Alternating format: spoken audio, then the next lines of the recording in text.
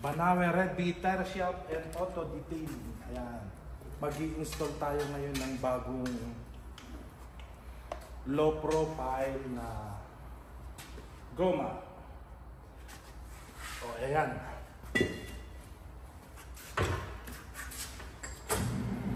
O, yung mga kababayan ko dyan sa Pilipinas na mga nanonood sa aking YouTube channel. Ito yung may nag-comment na ang dapat daw ang pag-install ng goma doon, ito yung pito, nakatapat daw yung ito kulay pula o kaya ito yung kulay dilaw. Paano naman to? Ayan may rotation, diba? O ito yung bago. O ayan,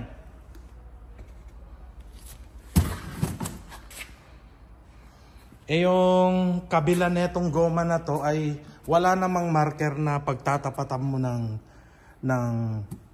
pito, yung valve stem niya na mark na ganito. Hindi po yung sinusunod ito. O lalo na may rotation. Kasi may pinagtanungan ako dito sa Canada na dapat ay itatapat yung marker na kulay yellow o kulay pula sa pito. Ay sabi, marker lang daw doon sa paggawaan, doon sa pabrika ng gawaan ng goma. Ganun po yun. Kasi nga, ayan, isipin mo. Saan mo itatapat dito kung sa kabila yung rotation niya? Left and right ito, directional ito. Diba? At saka dito sa Canada, 2 beses nagpapalit ng goma sa loob ng 1 taon. Pag October, palitan ng winter tire.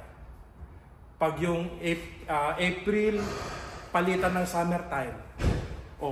Siyempre, yung mark lang yun. Pag yung lumuluma yung goma, mawawala yung pintura na yun. Saan mo itatapat? Diba? Kaya mali po yung sinasabing yung ganun na doon itatapat yung marker doon sa pito. Tapos pag nagpa-vulcanize, nawala na yung marker na red at saka yellow, saan mo ngayon itatapat yung pito doon nabura na. Ganun po yun.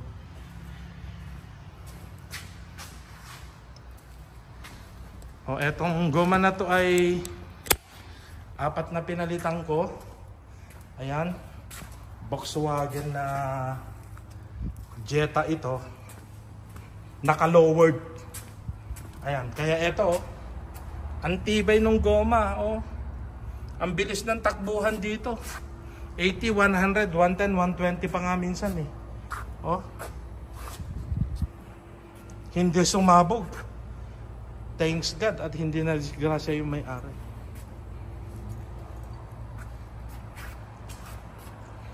Pag ganito goma mo dito at na-disgrasya ka, nasa iyo yung risk and liabilities. Kasi for 30 seconds dito ay ang kapal ng thread ay pinapalitan na, kinokol na, unsafe nang gamitin. Ganun po yun. Tapos yung baka matanda na rin yung goma. Ayan, titignan natin yung manufacture date niya. Ayan. Eksakto. 21, 22, 23, 24. 4 years old. Yung kanyang manufacture date ng kanyang goma.